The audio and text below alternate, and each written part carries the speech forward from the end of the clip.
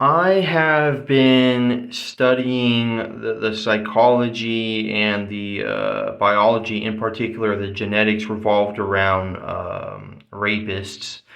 And I've been trying to figure out a way to deal with them, to permanently rid humanity of rapists. Now,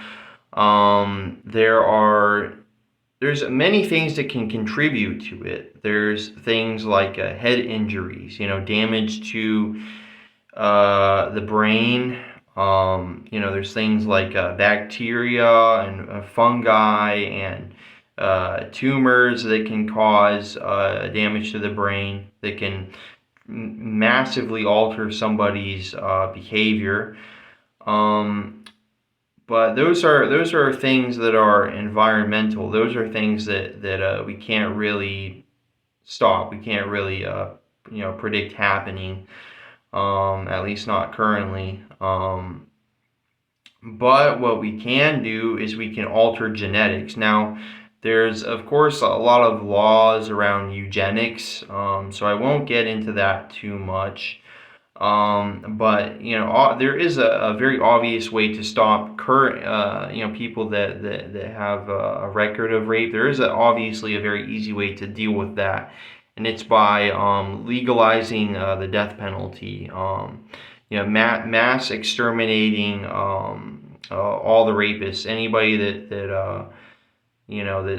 that's caught committing some sort of rape. But there's different ways of defining it. Let's say someone's drunk and you think that they're fine with intercourse, there's something like that. And then there's forced violent rape. There's different forms of it, right? But I think that with people that are found to be violent rapists, that have committed rape violently, forcefully, I think that executing them all is the best way to deal with them.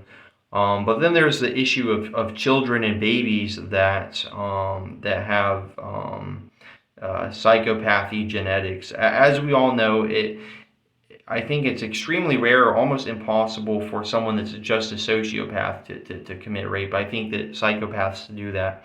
I think it takes some degree of psychopathy in order to rape someone, and for that reason, I think that we have to find people that have the dark triad. Any, like, for instance, if let's say we find a child or a baby that we do a neurological study on a child or baby, and it shows that they have the dark triad.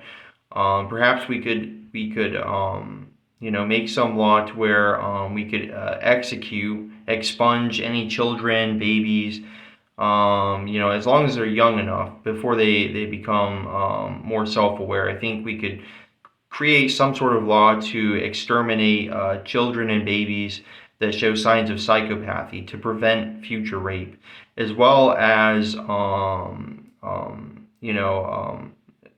legalize forced abortions on rape victims. There might be some moral issues with that, but I think that bringing a child into the world that was created through rape, I think, is immoral. I think it's wrong. If I was born through rape, and I found out about it, I would probably, I would be quite angry, quite displeased, learning that, my parent, whether father or mother, was a rapist. That would be quite upsetting, and perhaps that child could even be born with those predispositions towards rape. The child could be born with psychopathy, some sort of genetics that make them more inclined to rape someone, whether adult or children, whatever. And I think that altering genetics is probably best, so that you don't have to exterminate babies and children that show signs of psychopathy through neurological testing. I think the best way to prevent any rape or execution is simply just to alter the genetics of people, and I think there's potentially a more moral way to go about things rather than executing all the rapists. I think imprisoning them and sterilizing all of them, and then sterilizing anybody with psychopathy, as long as they're young enough. If they go if they're too old, if they reach a certain age, then I think we probably shouldn't go through with sterilization. But I think that sterilizing, young children or babies that show signs of psychopathy is the best way to prevent future rape. And then there's also molestation, which is not as bad, but still bad. I think that where am I going with this? A lot of people like to say that, oh, men are the problem. Oh, men commit more rape. But from what I found, it's almost even. Now yes, it is much more prevalent, and this is where it gets a little complicated. It's more common for males to rape because of high testosterone. And so I mean, to put this in a way that makes a lot of sense. You could do a study on one man and one woman, both of them being psychopaths that have a high inclination towards raping children, let's say, as dark as that sounds. The male would likely rape children probably 10 times as much as the female. The female would very likely rape someone, but would pick a specific target and rape that particular individual only, and much less than a psychopathic male. So males will rape more often and rape more people, whereas females will typically rape only one or two people and do it less often. So yeah, there's that. For anybody that wants to say that it's a male-only issue, that's pretty much just men. And from the statistics, from the research I've done, I believe it's 1 in 5 males are molested / raped, and it's 1 in 3 females, if I'm correct. And that there's more to all this than what I've described. But I think that the best way to deal with the all the rapists is by killing all of them, and anybody with the genetics, altering their genetics and sterilizing them, if not executing them at a young age. And some might say that child and baby murder, if you want to put it that way, is wrong. But if we change the laws and let's say influence the population to view the murder or execution, legal execution of children and babies with psychopathy, if we teach children in schools that it's necessary, it's for the greater good, then we can go through with it without much of a fuss, much of a opposition, especially through incentivizing the youth to agree, teaching the youth to agree, social media and schooling and all that, indoctrination, blah, blah, blah. And I think that, in the long run, though it might be bad right now to do such a thing, I think in the long run, if we kill all of the rapists that are on record, we kill all of them, and then we sterilize and alter the DNA of young people.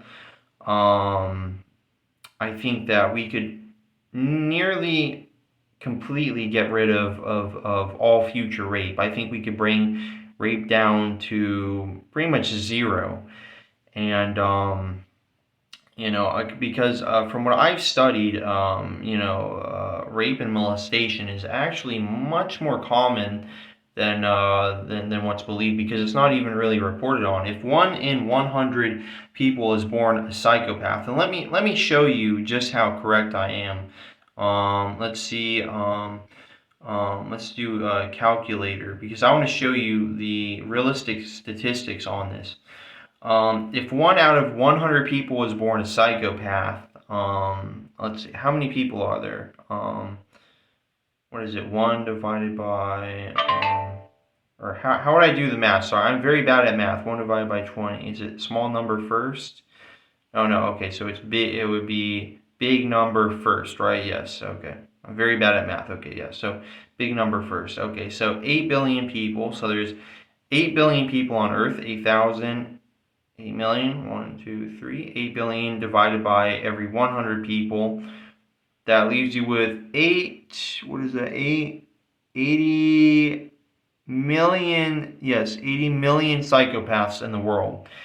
80 million psychopaths, and let's say only 1 out of every 10, so divided by 10, let's say 1 out of 10 of them,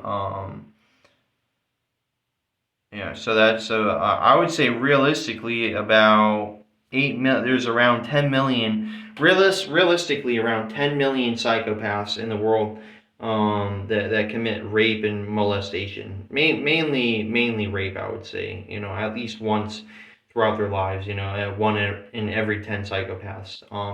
So the numbers might be low compared to the entire population, but that's still a lot of rapists in the world. The number might be even higher because psychopaths typically are inclined towards violent behavior, murder, rape, theft, abuse, neglect, all that.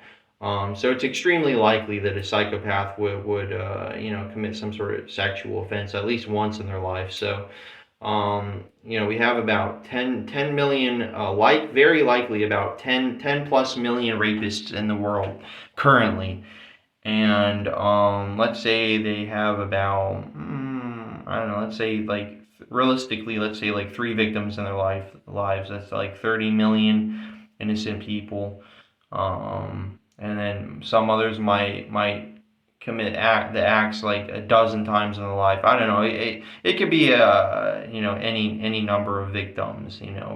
Between 10 million and I don't know, hundreds of millions. I don't know, but in reality, there's a lot of rapists out there and future rapists to exist, and this can all be prevented through some form of genetic alteration and mass expungement of current rapists that are known or documented. So a lot of good can be done, and some can say that it's wrong, that it's morally unacceptable. But would you rather take the chance of raising a child with psychopathy, in the hopes that they won't rape, or risking the potential that they would rape someone, a toddler, a child, multiple people? Would you really risk it? If someone said that there is maybe a 1 in 10 chance that your child who's a psychopath has a chance to grow up and rape and murder somebody, would you take the chance? Would you really take the chance? When it comes to statistics, I think that if there's a high probability of something happening, even a 50% probability, half and half probability, I'd say that's a pretty good reason to try to do whatever you can to stop something from happening. And even if it's a 1 in 10 chance, still, I think it would be necessary and almost a moral obligation to do whatever you can to stop something bad from happening. I don't think that it's very wise to sit on problems and to just do willy-nilly nonsense bullshit, hoping that things will go well. I think that's what fools do, and I think that's why the world's a really awful place, is because of people's their willingness to fuck with evil and allow evil to exist and persist because of some moral obligation they feel. Oh, murder is wrong. Oh, genetic alteration is wrong. Torture is wrong. But I mean, this is how we stop evil. We stop evil through severe punishment, through execution. We stop evil by doing what's necessary. like God in the flood. We do what's necessary for the greater good, whether you like it or not. Um, I think it's for the best. And so, anyway, this is just my opinion on rapists and how to deal with them. And I also really enjoyed pointing out just how many of them there might be out there. 10 million, that's a lot.